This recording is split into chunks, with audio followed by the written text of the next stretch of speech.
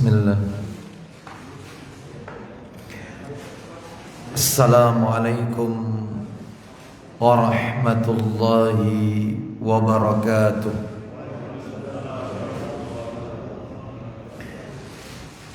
Alhamdulillah. Alhamdulillahi hamdan katsiran tayyiban mubarakan fi kama yuhibbu rabbuna wa yarda.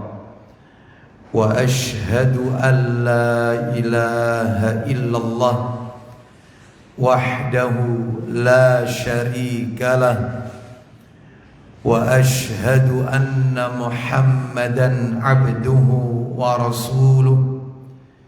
Ya ayyuhalladzina amanu taqullaha haqqa tuqatih wa la tamutunna illa wa antum muslimun. Amma ba'du, fa inna asdaqal hadisi kitabullah wa khairal hadi hadi Muhammadin sallallahu alaihi wasallam wa syarral umuri muhdatsatuha wa kulla muhdatsatin bid'ah wa kulla bid'atin dhalalah wa kulla dhalalatin finnar. Ikhwan wa akhawati fillah, bapak-bapak, ibu-ibu, kaum muslimin dan muslimah, jamaah salat subuh Masjid Baitul Jannah Central Park Surabaya yang semoga dimuliakan oleh Allah Subhanahu wa taala. Kepada segenap pengurus yayasan dan takmir Masjid Baitul Jannah Central Park Surabaya yang semoga semuanya dirahmati oleh Allah Subhanahu wa taala. Puji dan syukur tidak henti-hentinya selalu kita panjatkan kepada Allah Subhanahu wa ta'ala atas segala karunia nikmat yang telah Allah berikan kepada kita. Salah satu di antara sekian banyak kenikmatan-kenikmatan yang Allah berikan kepada kita dan kita rasakan di pagi hari ini adalah nikmat diberikannya kita kesempatan dan kemudahan oleh Allah untuk melaksanakan ibadah kepada Allah Subhanahu wa ta'ala. Diawali dengan salat subuh berjamaah, dilanjutkan dengan talabul ilmi, menuntut ilmu, dan berakhir dengan melaksanakan salah satu sunnah Nabi sallallahu alaihi wasallam, yaitu salat sunnah isyraq. Semoga rangkaian amal ibadah yang kita lakukan khususnya pada pagi hari ini semuanya tercatat di sisi Allah sebagai amalan yang diterima dan diridhai oleh Allah Subhanahu wa ta'ala. Dan tentunya kita juga berdoa kepada Allah Subhanahu wa ta'ala, semoga ilmu yang kita pelajari pada pagi hari ini, ilmu yang kita dapatkan pada pagi hari ini adalah ilmu yang memudahkan kita kelak di yaumil qiyamah untuk memasuki surganya Allah Subhanahu wa ta'ala. Bapak ibu kaum muslimin dan muslimah rahimani wa rahimakumullah, sebagaimana Nabi sallallahu alaihi wasallam beliau bersabda, man salaka tariqan yaltamisu fihi ilman sahalallahu lahu bihi tariqan ilal jannah. Barang siapa yang menempuh jalan untuk mencari ilmu, yang dimaksud dengan menempuh jalan untuk mencari ilmu adalah mereka-mereka yang menghadiri majelis-majelis ilmu, termasuk saudara-saudara kita yang saat ini sedang menyimak kajian kita melalui media sosial. ini juga merupakan bagian dari menempuh jalan untuk mencari ilmu, maka Allah akan memudahkan baginya jalan menuju surga. Semoga kita semuanya termasuk di dalamnya. Bapak Ibu kaum muslimin dan muslimah rahimani wa rahimakumullah. Pagi hari ini kita akan lanjutkan pembahasan kita.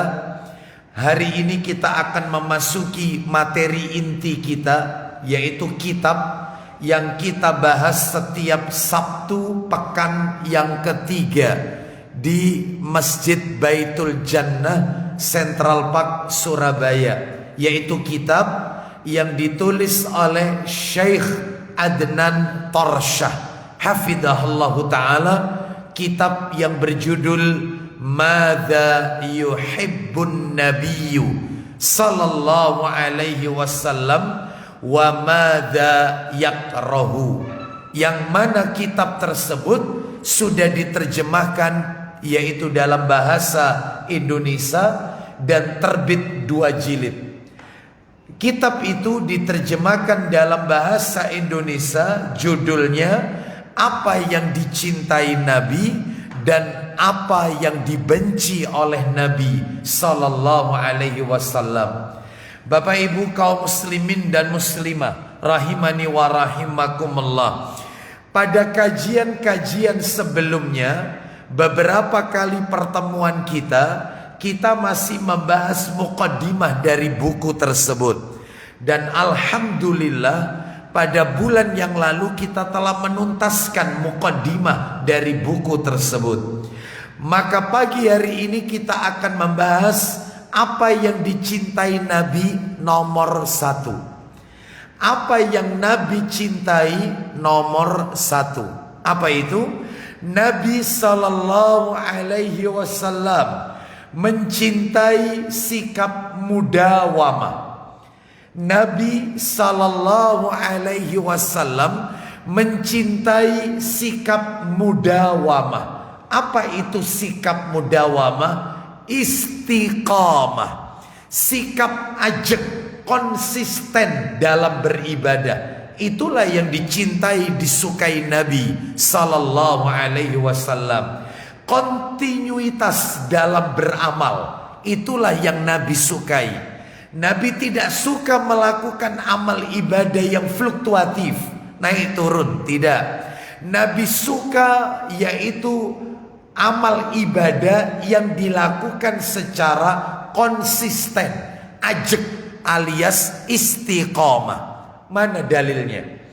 Mana dalil yang menunjukkan Nabi suka melakukan ibadah yang kontinu alias konsisten, ajak terus menerus? Dalilnya Bapak Ibu sekalian akan kami bacakan 2 dalil. Dalil yang pertama adalah dalil yang diriwayatkan oleh Imam Bukhari dan Imam Malik. Riwayat Bukhari, riwayat Imam Malik dan riwayat Bukhari bisa kita temukan di dalam kitab Sahih Targhib wa Tarhib jilid 6, hadis yang ke-3174. Kita bisa lihat di kitab Sahih Targhib wa Tarhib nomor 3174 pada poin yaitu 1E. Pada poin 1E. Ya. Saya bacakan Bapak Ibu sekalian.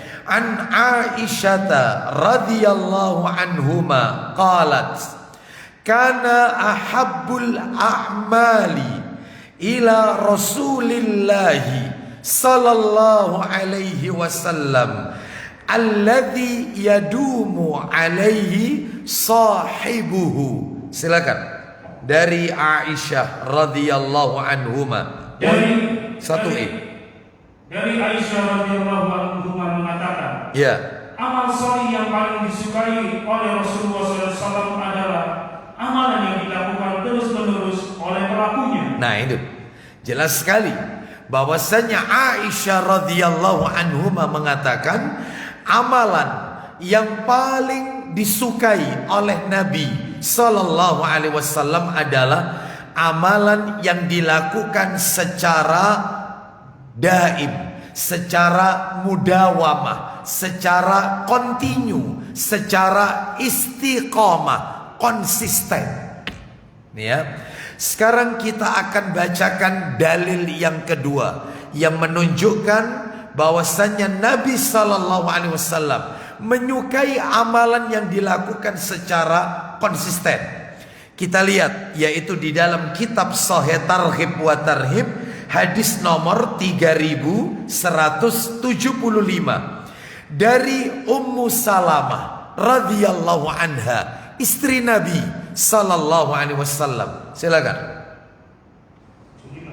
13175. Silakan. Dari Ummu Salamah radhiyallahu anha, dia mengatakan, Wa kana ahabbal amali ma dawama alaihi al-abdu wa in kana syai'an yasiran. Silakan.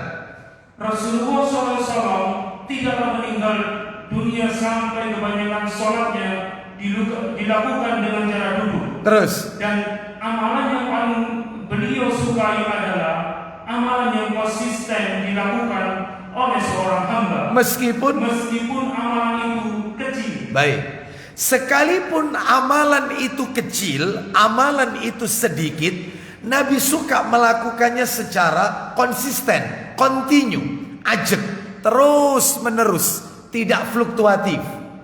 Baik Bapak Ibu sekalian rahimani wa rahimakumullah, maka berdasarkan dua dalil yang kita dengarkan, berarti kesimpulannya Nabi Sallallahu Alaihi Wasallam mencintai sikap mudawamah, sikap istiqamah dalam beramal. Berarti materi pagi hari ini kita lebih banyak membahas tentang istiqamah. Nah itu ya Bapak Ibu sekalian rahimani wa rahimakumullah, agar materi kita tertata dengan baik, tidak melebar kemana-mana, materi ini saya bagi menjadi 4 bagian, 4 pembahasan. Apa itu? Yang pertama, saya akan menyampaikan tentang definisi istiqomah. Apa sih makna istiqomah itu? Kita seringkali mendengarkan kata ini, tapi kadang kita tidak mampu untuk mendefinisikan. Istiqomah ialah. Nah itu. Ini yang pertama yang akan kami sampaikan, makna istiqomah. Yang kedua Bapak Ibu, kita akan membahas keutamaan orang yang istiqomah. Apa keutamaan yang akan didapatkan oleh seorang hamba jika dia melakukan ibadah itu kontinu, konsisten, istiqomah. Ini yang nomor 2 nanti akan kami sampaikan, keutamaan sikap istiqomah. Yang nomor 3, nah ini, yang namanya istiqomah pasti ada kekurangannya. Gak mungkin lah orang itu terus, yaitu grafiknya itu naik terus, gak mungkin. Ya, tidak mungkin. Makanya kalau ada seseorang yang berkata, Bapak Ibu sekalian, hari ini harus lebih baik daripada kemarin, dan hari esok harus jauh lebih baik daripada hari ini. Tolong tanyakan sama dia, Anda bisa? Anda bisa? Tak mungkin lah. Ibarat bayi, yang namanya anak kecil belajar berjalan, begitu dia bisa berdiri jatuh lagi. Yang namanya orang istiqomah seperti itu. Kadang ajak, kadang muncul malesnya, kadang muncul tidak istiqomah, semangat lagi, kendor lagi, naik lagi grafiknya, turun lagi nggak semangat, rajin taklim, kadang-kadang mulai. Nah, seperti itulah. Makanya nanti saya akan sampaikan pasti ada kekurangannya dalam istiqomah itu. Dan nanti tipsnya apa supaya kita itu bisa, yaitu istiqomah. Nah ini yang ketiga. Adapun yang keempat, materi yang keempat adalah materi penutup, ya materi puncak, yaitu tips kiat-kiat agar kita istiqomah. Tips kiat-kiat agar kita bisa ajak dalam beramal. Baik Bapak Ibu kaum muslimin dan muslimah rahimani wa rahimakumullah, kita bahas yaitu materi yang pertama. Masih ingat tadi yang pertama apa tadi? Makna istiqomah, definisi istiqomah. Apa sih istiqomah itu?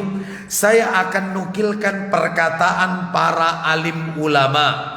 Salah satu di antaranya adalah apa yang dikatakan oleh Ibnu Rajab Al-Hambali rahimahullah di dalam kitab Jami'ul Ulum wal Hikam halaman 19.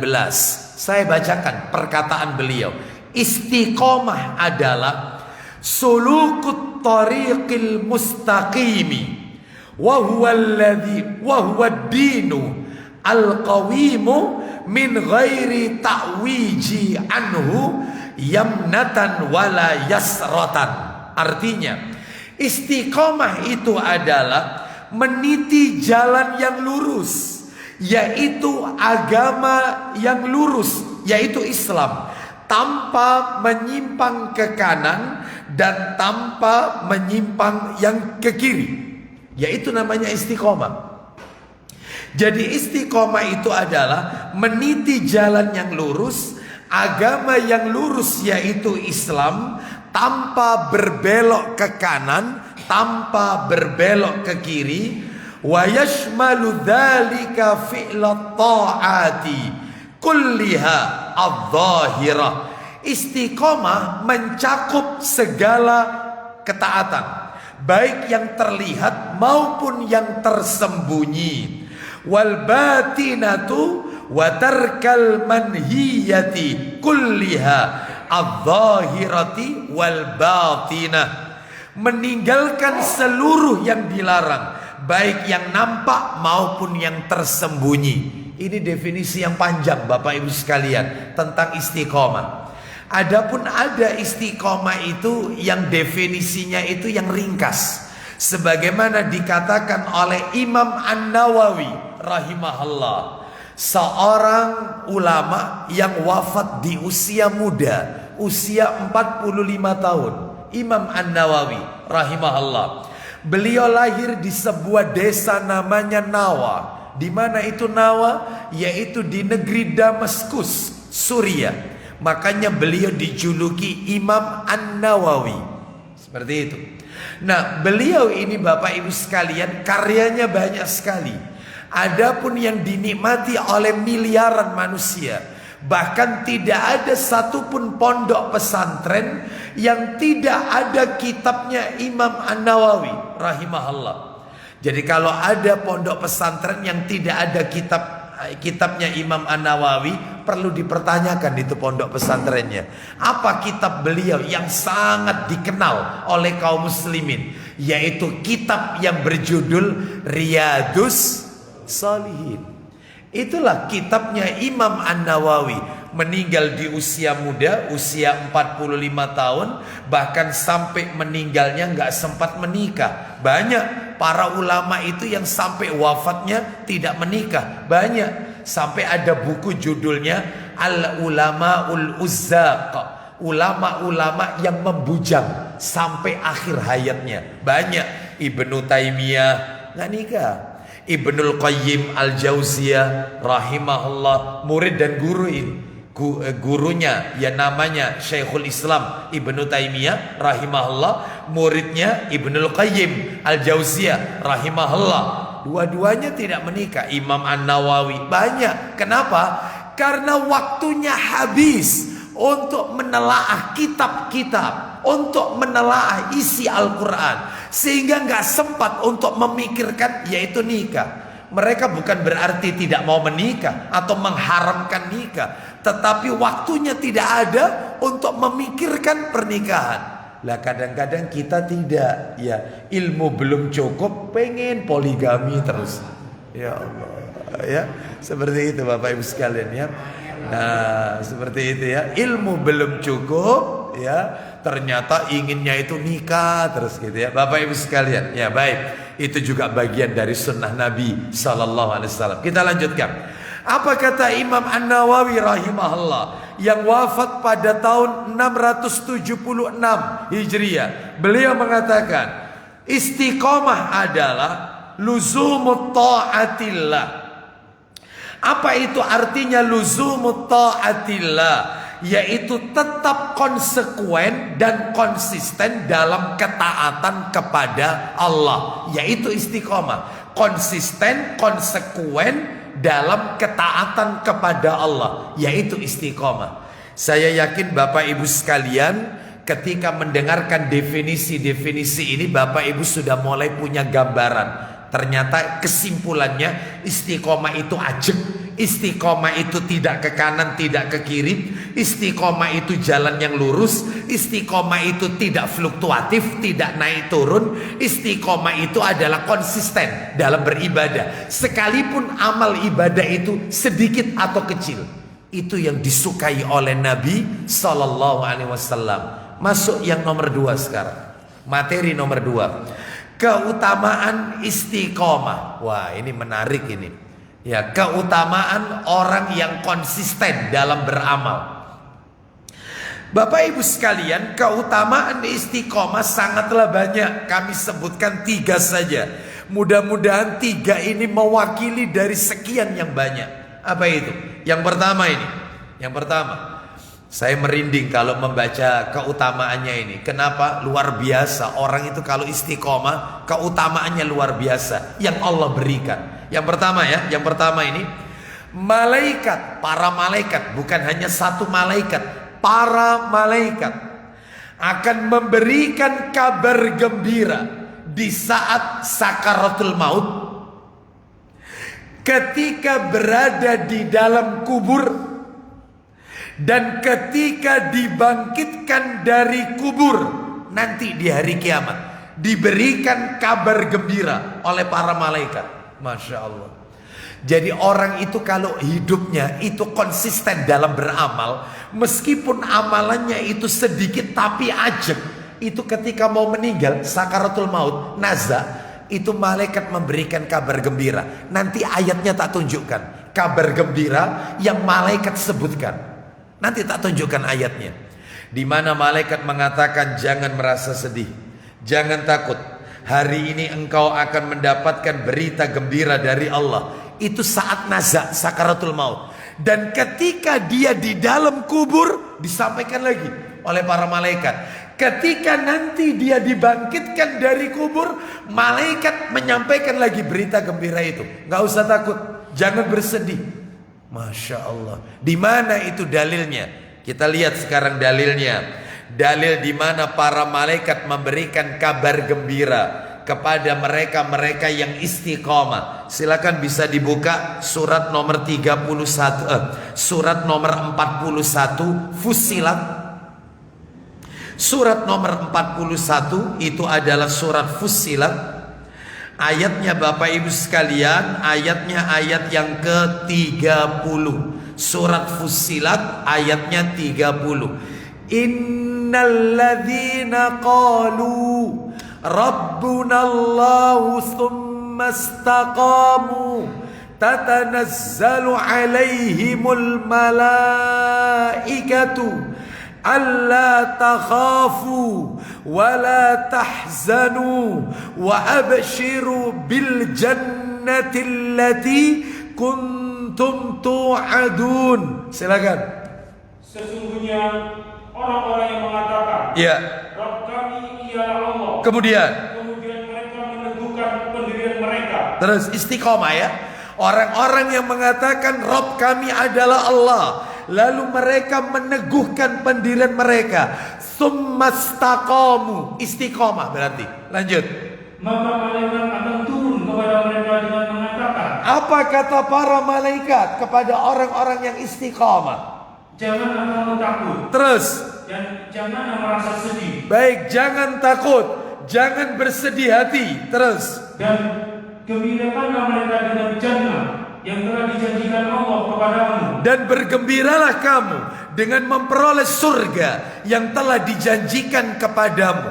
Di mana Ustadz dalilnya? Tadi Ustadz mengatakan kabar ini disampaikan oleh para malaikat ketika sakaratul maut, ketika berada di dalam kubur, ketika dibangkitkan dari kubur saat nanti hari kiamat. Bapak Ibu bisa dapatkan keterangan penjelasan ayat ini di dalam tafsir Ibnu Katsir jilid 5 halamannya 211 dan 212. Bisa dicek atau langsung aja googling, bisa langsung aja diketik, yaitu tafsir Ibnu Katsir surat Fusilat ayat 30. Klik, keluar nanti keterangannya. Ayat ini dibaca oleh para malaikat di 3 keadaan. 1, ketika nazak roh sudah di kerongkongan, maka malaikat memberikan kabar gembira. Apa kata malaikat?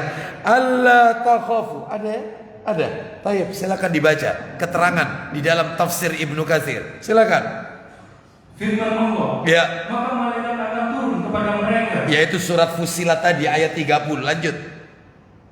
Mujahid As-Suddi Zaid bin Aslam dan anaknya mengatakan bahwa yang dimaksud ialah di saat mereka menjalani pengabdiannya. Nazak, sakaratul maut, malaikat memberikan kabar gembira. Teruskan. Para malaikat itu turun kepada mereka dengan mengatakan, janganlah kamu merasa takut. Terus Mujahid, Ikrimah dan Zaid bin Aslam mengatakan bahwa makna yang dimaksud ialah janganlah kamu takut dalam menghadapi kehidupan masa mendatang di akhirat. Baik, jangan takut menghadapi negeri akhirat. Gak usah takut dan jangan bersedih. Lanjut.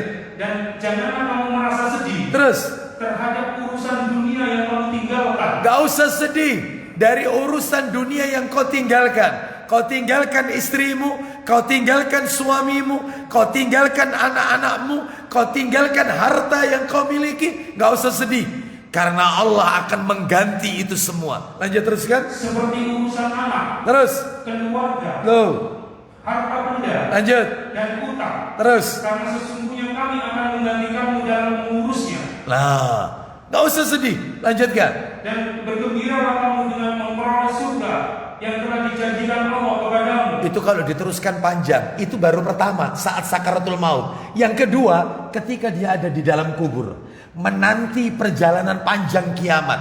Jangan takut, gak usah sedih. Surga dijanjikan untukmu. Yang ketiga, pada saat dia akan dibangkitkan nanti dari kuburnya, maka malaikat memberikan kabar gembira lagi, membacakan ayat ini, Fusilat ayat 30.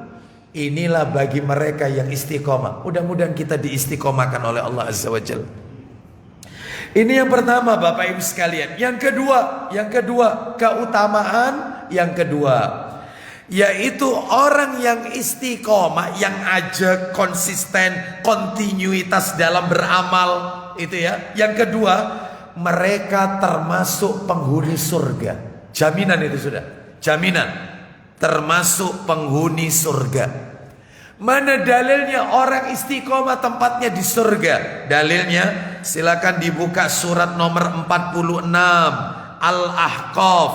Surat nomor 46 Al-Ahqaf, ayatnya ayat yang ke-13. Al-Ahqaf ayat 13 dan 14. Innalladzina qalu Rabbunallahu thumma istaqamu fala khaufun alaihim walahum yahzanun. Ayat 14-nya, ulaika ashabul jannati khalidina fiha jazaa'an bima kanu ya'malun. Silakan. Sesungguhnya orang-orang yang mengatakan Rabb kami ialah Allah. Orang-orang yang berkata Rabb kami adalah Allah. Terus kemudian mereka tetap istiqomah. Nah, mereka tetap istiqomah. Maka tidak ada kekhawatiran terhadap mereka, dan mereka tidak pula berduka cita. Baik, gak usah khawatir, gak usah berduka cita, gak usah sedih. Kenapa? Mereka itulah penghuni-penghuni surga. Oh, jelas sekali. Orang istiqomah tempatnya di surga. Lanjut. Mereka kekal di dalamnya. Terus sebagai balasan atas apa yang telah mereka kerjakan. Mudah-mudahan sekali lagi kita semua termasuk di dalamnya. Yang nomor 3 terakhir, keutamaan yang ketiga, orang yang istiqomah dalam beramal. Yang ketiga, dilapangkan rizkinya. Gak usah khawatir, rizkinya akan dicukupi oleh Allah Azza wa Jalla. Ya, rizkinya akan dicukupi oleh Allah. Mana dalilnya? Dalilnya silakan bisa dilihat. Nanti tolong dibukakan tafsir Ibnu Katsirnya juga. Quran surat nomor 72 Al-Jin.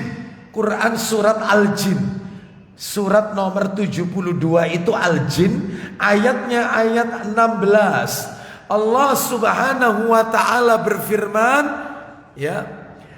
Wa 'allaw istaqamu 'ala tariqati la asqainahum ma'an ghadaqa. Silakan. Oh, ya. Dan bahwasanya jika mereka tetap berjalan lurus di atas jalan itu, yaitu agama Islam. Baik, maksudnya istiqomah apabila mereka berjalan lurus istiqomah di atas Islam. Lanjut. Benar-benar kami akan memberi minum kepada mereka air yang segar. Baik, apa yang dimaksud? Allah akan memberi minum kepada mereka air yang segar. Silakan. Yaitu rezeki yang banyak. Nah, rizki yang banyak itu disebutkan dalam tafsir Ibnu Katsir jilid 8 halamannya 312 dan 313. Jadi Bapak Ibu yang punya tafsir Ibnu Katsir nanti bisa dicek. Rizki yang banyak. Dan Bapak Ibu sekalian, yang namanya rizki itu tidak identik dengan harta, tidak identik dengan uang. Kata para alim ulama, sehat itu rizki, diberikan pasangan hidup soleh-soleha itu rizki, diberikan anak keturunan soleh-soleha itu juga rizki, diberikan kita makanan itu juga rizki, kita dimudahkan untuk beribadah seperti yang Bapak Ibu lakukan di pagi hari ini. Sholat subuh berjamaah, lanjut dengan tolabul ilmi, ini juga rizki dari Allah Azza wa Jalla. Jadi rizki itu tidak identik dengan harta, tidak identik dengan harta. Makanya orang itu kalau bertakwa kepada Allah dan istiqomah, rizkinya akan dicukupi oleh Allah. Apa kata Allah dalam ayat yang lain? Wa may yattaqillaha yaj'al lahu makhraja wa yarzuqhu min haitsu la yahtasib.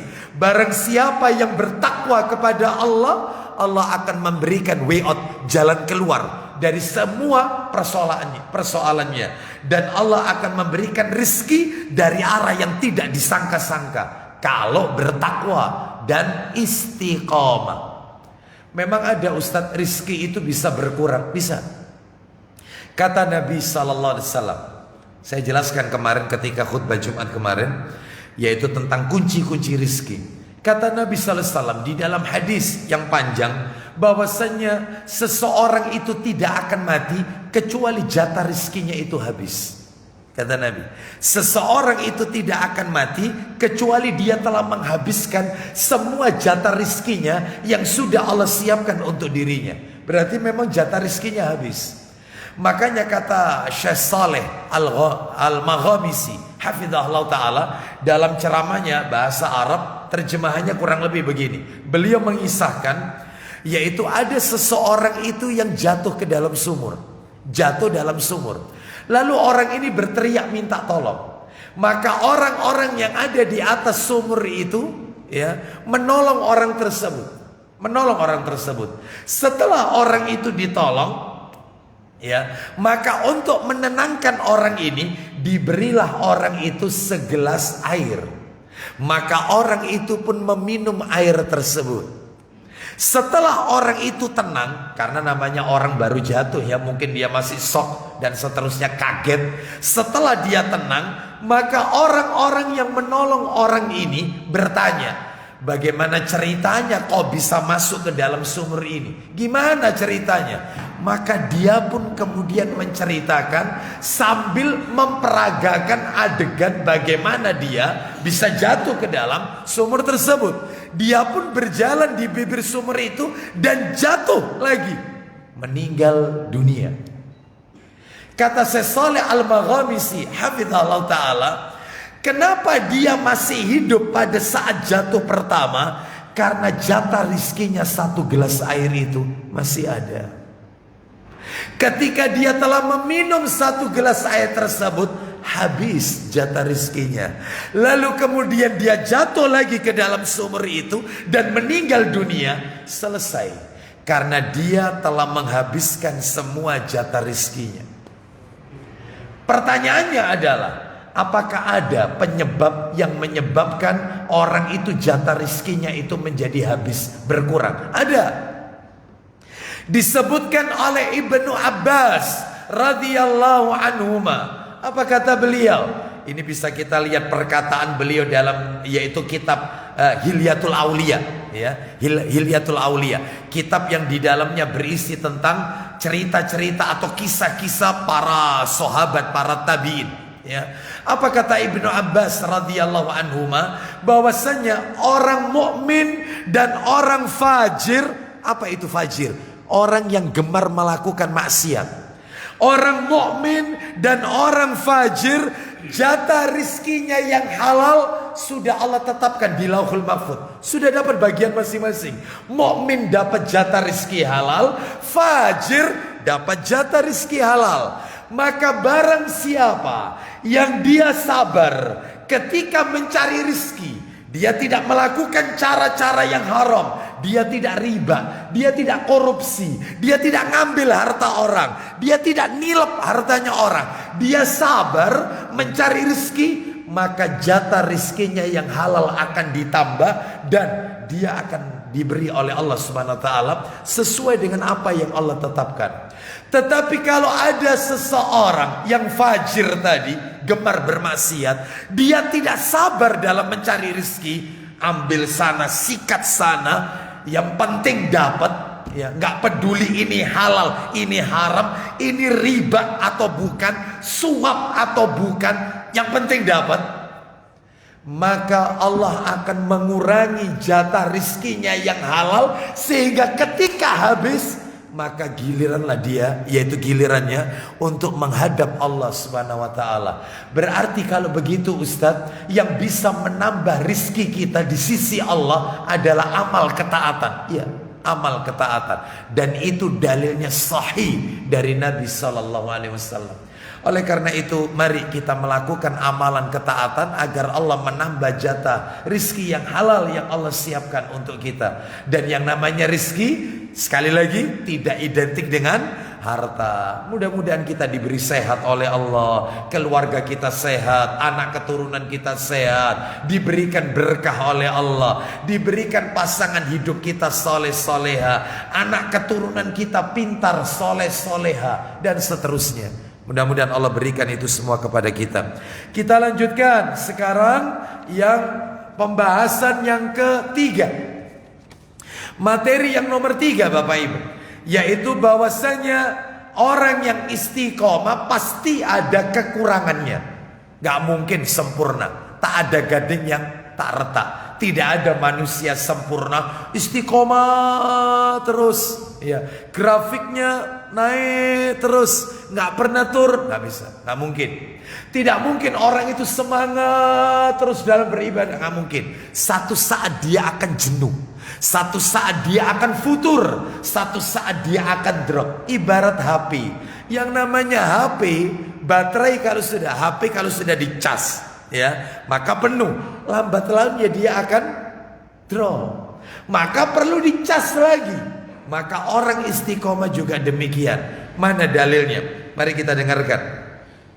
Allah Subhanahu wa taala berfirman, ayo dibuka suratnya nomor 41. Surat nomor 41 Fusilat lagi, tapi ayatnya ayat 6. Fusilat ayatnya ayat 6. Allah Subhanahu wa taala berfirman, "Qul innama ana basyarum mithlukum yuha ilayya annama ilahukum ilahu wahidun fastaqimu ilaihi wastaghfiruh wa wailul lil musyrikin." Silakan.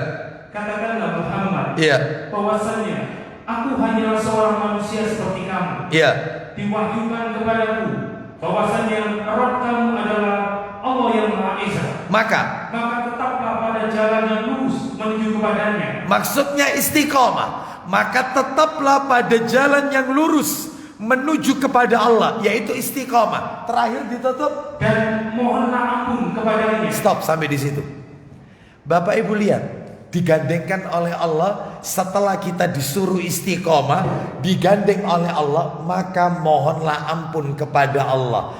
Kata para alim ulama, sebagaimana dikatakan oleh Al-Hafidz Ibnu Rajab Al-Hambali rahimahullah dalam kitab Jami'ul Ulum wal Hikam di halaman 246. Apa kata beliau? Ayat ini merupakan isyarat. Isyarat apa?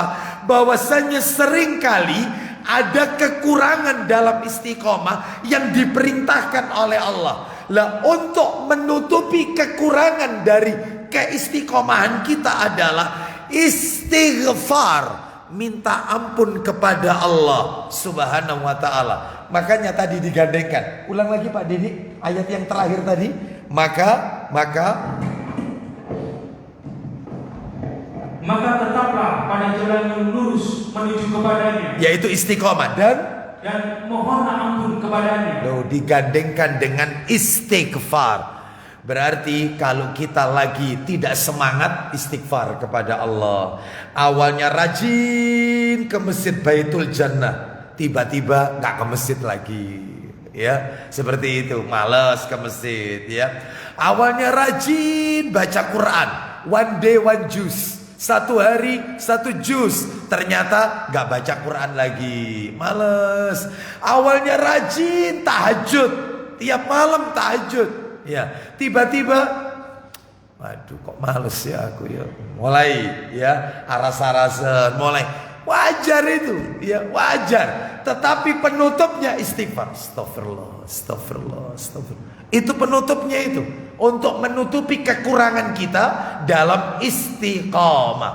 Nah seperti itu ya. Baik, awalnya rajin sodako, sudah gak pernah sodako lagi, ya. Awalnya rajin puasa Senin Kamis, sudah gak pernah lagi Senin Kamis, dan seterusnya. Baik, sekarang kita akan masuk materi terakhir, materi penutup. Tips kiat-kiat agar kita istiqomah. Apa kiatnya? Supaya kita bisa ajak gitu ya, bisa istiqomah gitu ya, meskipun itu sedikit amalannya. Kiatnya Bapak Ibu sekalian, totalnya ada 7 Bapak Ibu, ada 7 kiat. Ada 7 kiat. Kiat yang pertama agak cepat dikit ya, kita tuntaskan aja sekalian, sehingga harapannya bulan depan kita kalau dipertemukan lagi oleh Allah, ya ditakdirkan kembali bertemu, kita akan masuk yang Nabi cintai nomor 2. Hari ini nomor 1. Ya, baik. Kita lanjutkan. Lu memangnya sampai berapa Ustadz? Di bukunya itu ada tidak kurang dari 1000 hadis di bukunya. Ya, jadi nanti tidak tahu sampai selesai kapan ini kajian ini ya. Sampai maghrib ya, enggak lah ya. Baik, kita lanjutkan. Ya sabar, menuntut ilmu harus sabar. Sekali pertemuan satu kan gitu ya. Baik, lanjut. Tips agar tetap istiqomah ada 7 kiat. Nomor 1, yang pertama ini, perbanyak istighfar dan taubat. Terus istighfar, taubat, minta ampun dan bertaubat kepada Allah. Minta ampun dan bertaubat kepada Allah. Loh Ustadz, apa bedanya sih Ustadz istighfar dengan taubat ini? Nih sebelum tak tunjukkan ayatnya, saya ingin sedikit aja, yaitu menekankan ada perbedaannya Bapak Ibu. Minta ampun dengan taubat itu, istighfar dengan taubat. Apa perbedaannya? Perbedaan yang pertama, kalau tobat itu untuk diri sendiri. Untuk diri sendiri, tidak berlaku untuk orang lain. Tetapi kalau istighfar itu untuk dirinya dan untuk orang lain. Bisa. Contoh, kita bertobat kepada Allah. Ya Allah, aku bertobat, aku telah melakukan sebuah bentuk kezaliman. Gak mungkin kita yaitu mentaubatkan orang lain. Gak mungkin. Ya, mentaubatkan orang lain. Gak mungkin. Tetapi kalau istighfar itu 2. Bisa untuk dirinya, bisa untuk orang lain.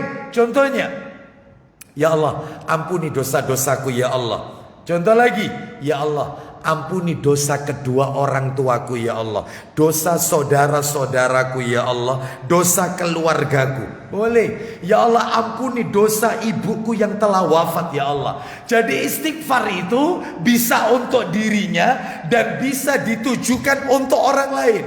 Itu istighfar. Tapi kalau tobat itu khusus untuk dirinya sendiri. Seperti itu. Perbedaan yang kedua, kalau istighfar, kalau tobat ya sampai kita menjelang ajal. Kalau sudah ajal selesai. Sebab Nabi SAW pernah mengatakan, Innallaha azza wa jal la yaqbalu taubatal abdi malam yughargir. Sesungguhnya Allah pasti menerima taubat seorang hamba. Saya ulang lagi, Allah pasti menerima taubat seorang hamba selama ruhnya belum sampai di kerongkongan.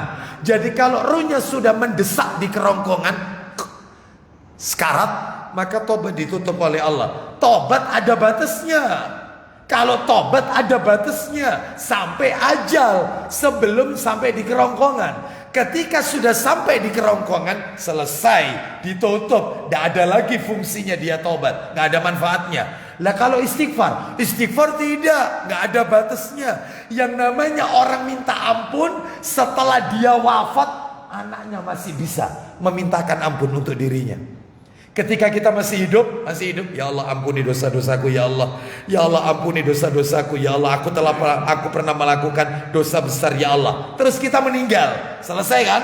Anak kita bisa doakan kita, ampuni dosa ayahku ya Allah, ampuni dosa ibuku ya Allah, yang sengaja maupun yang tidak sengaja, yang kecil maupun yang besar. Terus itu gak putus kalau istighfar. Tapi kalau tobat selesai ketika ajal, kelar. Bisa difahami sampai di sini Bapak Ibu ya? Baik. Itu perbedaannya istighfar dengan taubat. Sekarang kembali ke materi kita. Ya kembali tadi. Yang nomor satu, supaya kita itu bisa istiqomah, maka perbanyak istighfar dan taubat. Apa Ustadz korelasinya? Orang disuruh istiqomah. Mohon maaf.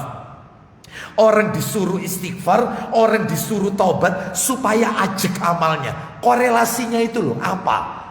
Kita dengarkan dulu ayatnya. Nanti kita akan menemukan jawabannya di ayat ini. Silakan dibuka Quran surat 11 Hud. Quran surat 11 Hud. Ayatnya ayat 52. Hud. Ayatnya 52. Allah berfirman, wa ya qaumi istaghfiru rabbakum thumma tubu ilaihi yursilis samaa alaikum midrara wa yazidkum quwwatan ila quwwatikum. Ya, ila akhir ayat. Silakan. Dan dia berkata, apa kata Nabi Hud alaihissalam kepada kaumnya Ad? Ulang lagi Pak Didi. Dan dia berkata, yaitu Hud alaihissalam. Ya. Hai kaumku, ya, mohonlah ampun kepada Rabbmu, lalu bertobatlah kepadanya. Loh, kaumnya disuruh istighfar. Kaumnya Nabi Hud yaitu kaum Ad disuruh istighfar, disuruh taubat. Memangnya kenapa? Orang itu kalau istighfar dan taubat, niscaya dia menurunkan hujan yang sangat deras atasmu. Yang pertama keutamaannya orang kalau istighfar dan taubat diturunkan hujan yang deras. Berikutnya ini poinnya sekarang. Dan dia akan menambahkan kekuatan kepada kekuatanmu. Nah, Allah akan memberikan kekuatan di atas kekuatanmu. Ya tadi yang saya contohkan, ibarat HP kalau drop maka ya perlu dicas. Maka ngecasnya kita kalau sudah futur, sudah gak semangat, loyo beribadah, males ibadah, ya istighfar. Karena Allah akan ngasih kekuatan kepada kita. Ya ini dalilnya. Perbanyak istighfar, Allah akan memberikan kekuatan di atas kekuatan yang sudah kita miliki, sehingga tambah semangat lagi nanti ibadahnya. Nah ini yang pertama, tips yang pertama. Ya, istighfarnya itu kayak apa Ustadz? Ya seperti yang kita baca, astagfirullah, astagfirullah, ya. Atau misalnya astaghfirullahaladzim, alladzi la ilaha illa wal hayyul qayyum wa atubu ilaih. Atau sayyidul istighfar, Allahumma anta rabbi, la ilaha illa anta khalaqtani wa ana abduka. Yang kita baca setiap zikir pagi petang itu. Atau misalnya begini, ya, astaghfirullah wa atubu ilai, dibaca 100 kali. Itu zikir pagi juga kita baca. Atau misalnya rabbighfirli wa tub alayya innaka antat tawwabur rahim. Itu dibaca setelah sholat duha 100 kali.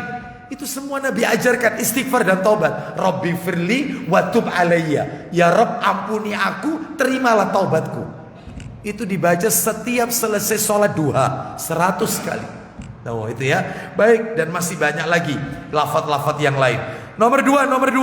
Yang kedua ini, pilihlah amal soleh yang sesuai dengan kemampuan. Pak, Bu, jangan memberatkan diri. Beribadah itu jangan memberatkan diri.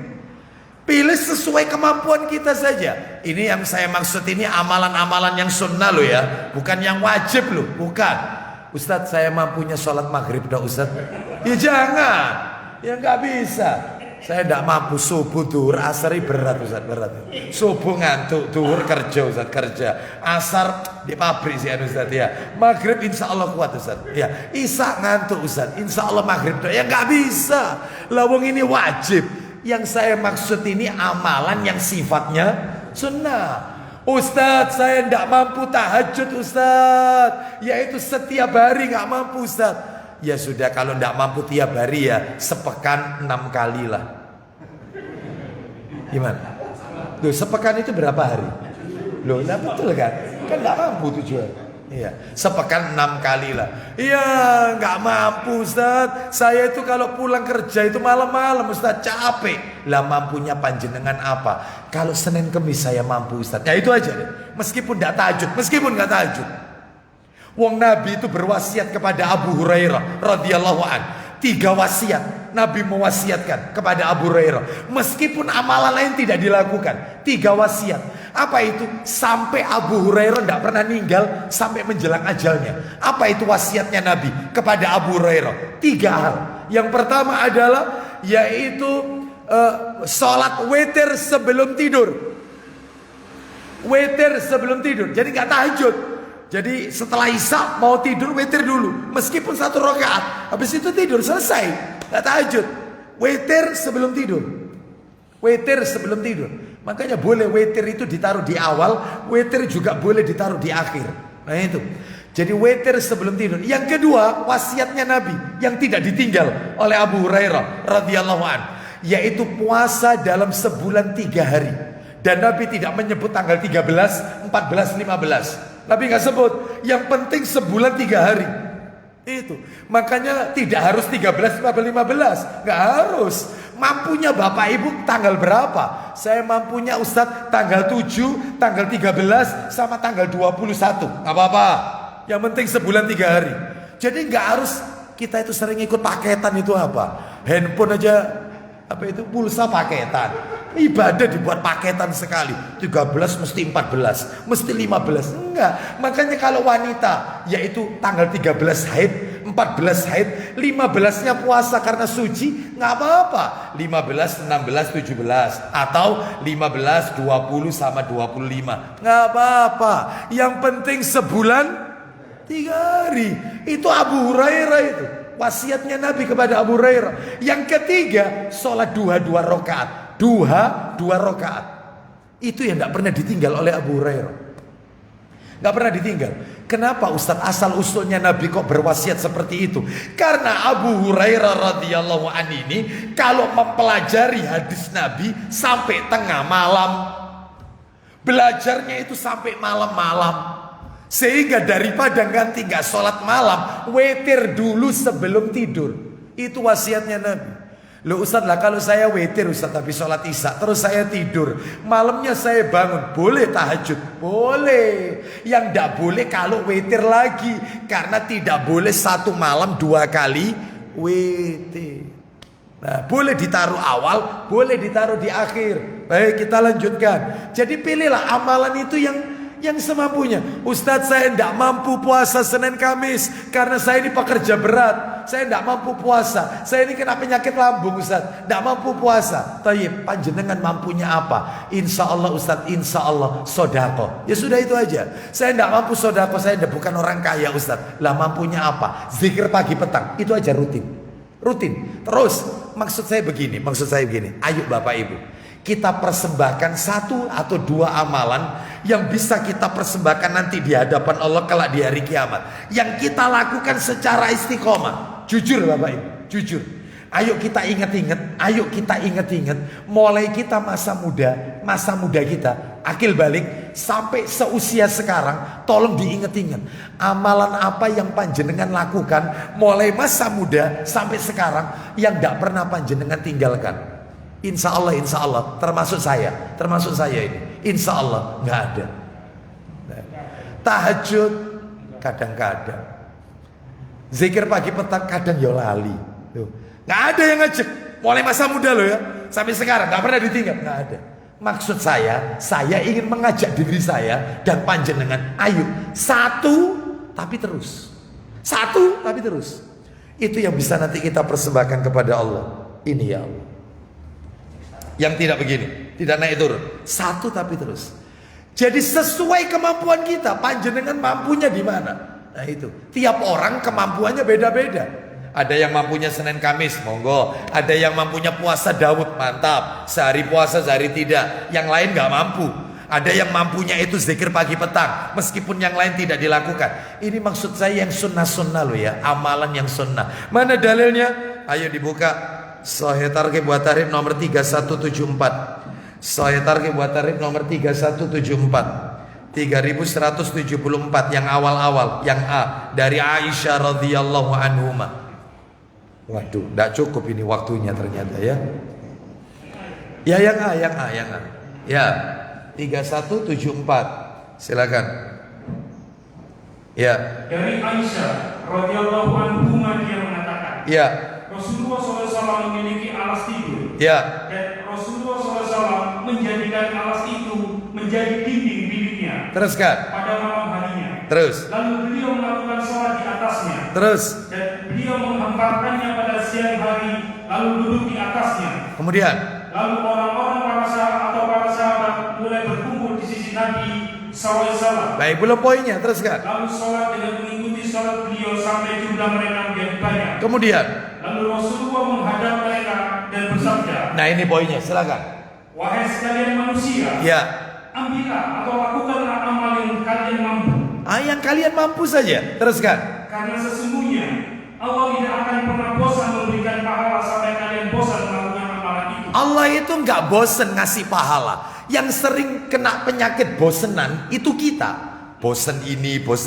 Allah nggak bosan ngasih pahala. Lanjut.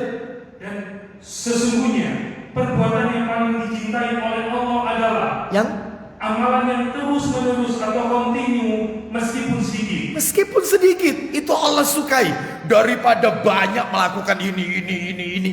Tapi setelah itu begitu futur hilang semuanya, nggak dilakukan.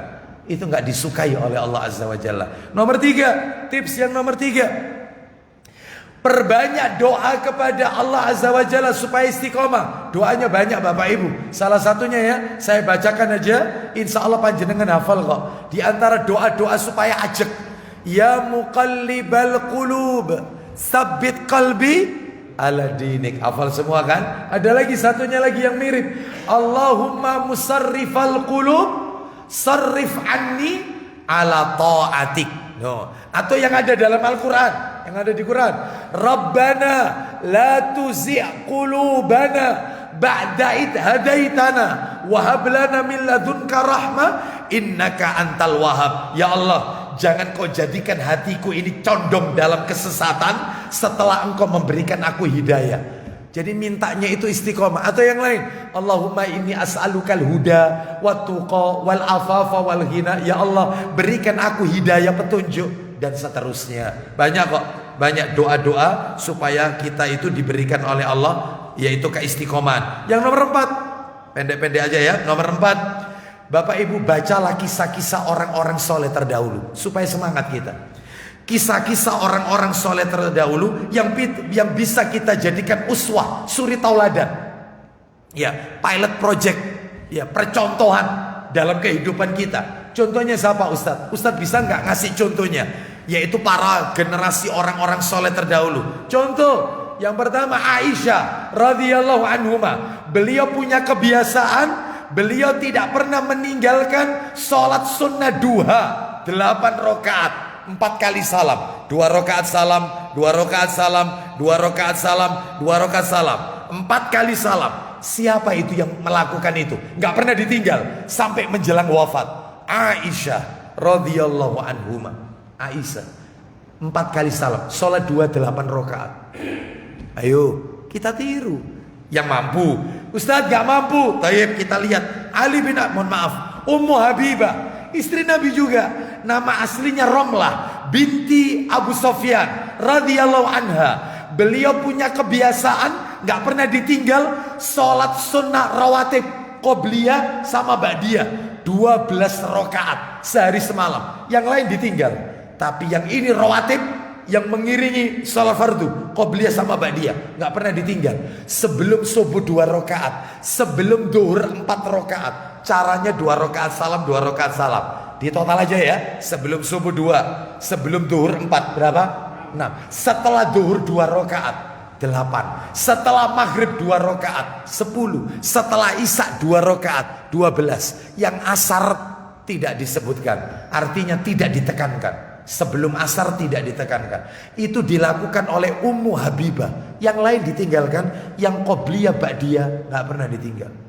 Ayo, mau pilih yang mana? Contoh lagi Ali bin Abi Thalib radhiyallahu anhu, menantu Nabi. Beliau punya kebiasaan kalau mau tidur mesti membaca takbir, tasbih, tahmid. Takbir 34. Allahu Akbar, Allahu Akbar, Allahu Akbar, Allahu Akbar, Allahu Akbar, Allahu Akbar, Allahu Akbar. Satu-satu loh tapi bacanya. Jangan kemudian Allahu Akbar, Allahu Akbar, Allahu Akbar, Allahu Akbar, Allahu Akbar, Allahu Akbar, Allahu Akbar, bubar.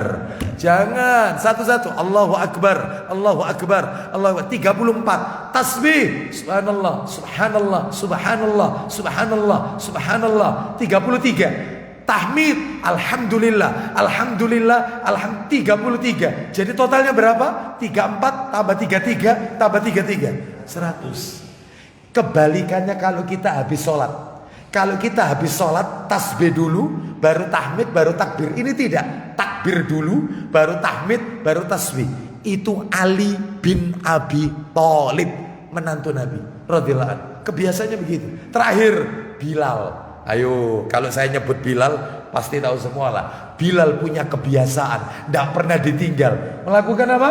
Sholat sunnah 2 rakaat setiap selesai wudhu. Tiap kali habis wudhu sholat 2 rakaat. Namanya sholat sunnah tohur, sholat sunnah ba'da wudhu. Wudhu sholat 2 rakaat, batal wudhu lagi, sholat lagi. Itulah kebiasaannya Bilal bin Rabah radhiyallahu an. Dan masih banyak lagi kisah-kisah mereka. Nah ini ya. Nomor 5. Saya tutup sampai 7. Nomor 5. Supaya istiqomah, bergaulah dengan orang soleh. Harus selektif. Bergaulnya harus selektif. Tidak boleh sembarang teman kita jadikan sebagai teman akrab. Harus selektif. Kenapa? Karena Nabi mengatakan ar-rajulu ala dini khalili falyandur ahadukum man yukhalil. Riwayat Abu Dawud itu. Agama seseorang itu mengikuti agama temannya. Maka lihatlah dengan siapa dia berteman. Makanya saya tidak bosan-bosan seringkali menyampaikan kepada para jamaah sebuah renungan bagi kita semua. Renungan kita semua ini, yaitu tokoh komunis di negeri kita. Namanya Aidit. Bapak Ibu tahulah, tidak asing nama ini. Tiap tahun mesti filmnya ditayangkan di layar kaca kita. DN Aidit. Ya, siapa dia? Bapaknya kiai. Dan dia lulusan pondok pesantren, hafal Quran. Hafal Quran, Aidit. Kenapa Quran dibakar? Kenapa umat Islam disembelih? Kenapa dia menghalalkan darah umat Islam? Dan dia mengikuti pemahaman komunis? Karena dia memiliki seorang teman yang punya pemahaman Marxisme. Sehingga dia bisa merubah yang awalnya lulusan pondok pesantren, santri, hafal Quran, anaknya kiai, gara-gara salah cari konco. Hati-hati. Supaya kita bisa istiqomah, jangan salah cari teman. Jangan. Ya, cari teman yang soleh, orang soleh. Ya, baik. Contohnya sudah banyak sekali. Kita lanjutkan nomor 6. Jangan suka menunda ibadah. Jangan ibadah ditunda-tunda. Nanti saja tobat Ustaz kalau pensiun. Ya Allah. Nanti aja pakai jilbab kalau sudah yaitu menikah. Nanti aja Ustaz, nanti saja. Keburu ketemu ajal, maut. Kalau sudah ketemu ajal, sudah. Coba dibuka Pak Didi, Sahih Targhib wa Tarhib, nomornya 3355, jilid 6, 3355, 3355. Apa kata Nabi sallallahu alaihi wasallam? Saya yakin Bapak Ibu pernah mendengar hadis ini. Ightanim khamsan qabla khamsin. Silakan. Jangan suka menunda ibadah. Jangan. 33 betul 3355. Jangan suka menunda ibadah. Kalau panjenengan pernah belajar ilmu psikologi, ini pernah kuliah psikologi, itu ada istilah yang namanya prokrastinasi. Itu adalah suka menunda-nunda ibadah. Nanti dulu. Nggak boleh. Silakan. Dari Ibnu Abbas radhiyallahu anhu dia mengatakan. Ya, silakan. Rasulullah SAW bersabda. Isinya kepada seorang lelaki. Silakan. Ketika beliau memberikan nasihat kepadanya. Apa kata Nabi nasihatnya? Manfaatkanlah 5 hal sebelum datang yang 5. Manfaatkan 5 perkara sebelum ketemu yang 5. 1. Syababaka qabla haramika. Yaitu masa mudamu sebelum datang masa tuamu. Mudamu sebelum tuamu. Ustadz sekarang sudah tua Ustadz, masih ada kesempatan, tinggal 4, nggak usah khawatir. Nomor 2. Masa sehatmu sebelum sakitmu. Mumpung sehat, belum ketemu sakit, ibadah jangan ditunda-tunda. Nomor 3. Masa kayamu sebelum masa miskin. Mumpung dikasih rezeki oleh Allah sedekah, mumpung belum jatuh miskin. Nomor 4. Masa lapangmu sebelum masa sempit. Mumpung kita dikasih kesempatan yang banyak, waktu yang banyak oleh Allah, maka manfaatkan untuk ibadah. Terakhir, dan hidupmu sebelum matimu. Hidupmu sebelum matimu, mumpung dikasih hidup, perbanyak ibadah kepada Allah Azza wa Jalla. Terakhir penutup, ya, nomor 7, ambillah pelajaran dari orang-orang yang sudah tidak istiqomah dalam beramal. Jadikan pelajaran. Contohnya kayak begini. Ya Allah, orang itu dulu rajin ke masjid loh. Sekarang kok kayak begitu ya perilakunya. Ya Allah, jangan jadikan aku seperti dia ya Allah, dan berikan orang itu hidayah ya Allah. Nah, atau kita kalau nasihati anak kita, nah, lihat temanmu itu dulu ranking 1 kan, sekarang kan anjlok kan nilainya. Kenapa? Suka main game terus. Ojo ditiru nak ya, ojo ditiru nak. Itu boleh. Jadikan pelajaran mereka-mereka yang sudah pada berguguran, mereka-mereka yang sudah tidak ajak lagi ibadahnya. Ya Allah, ngelus dada. Dulu orang soleh loh itu dia itu. Dulu itu ya Allah, kok kayak gitu ya perilakunya. Jangan sampai ya Allah saya seperti dia. Apa ada Ustaz dalil yang kayak begini? Tolong dibuka Sahih Targhib wa Tarhib, jilidnya jilid 2, nomornya 646 jilid 2. Silakan. Apa kata Nabi kepada Abdullah bin Umar radhiyallahu anhuma? Silakan. 646. Silakan. Dari Abdullah bin Amr bin Al-As radhiyallahu anhuma dia berkata. Ya, silakan. Rasulullah SAW bersabda kepadaku. Isinya, wahai Abdullah, janganlah kamu seperti fulan. Nah, Abdullah bin Amr bin Al-As radhiyallahu anhu, bukan Abdullah bin Umar ya, bukan. Lanjut teruskan. Wahai Abdullah, janganlah kamu seperti fulan. Jangan kamu si fulan. Kenapa? Dulu dia suka sholat malam. Dulu dia rajin tahajud. Sekarang dia meninggalkan sholat malam. Jangan kamu niru orang itu. Nah, boleh jadikan pelajaran. Wallahu a'lam wa bishawab. Demikian Bapak Ibu sekalian yang bisa kami sampaikan. Semoga menjadi tambahan ilmu yang bermanfaat. Tuntas sudah materi kita.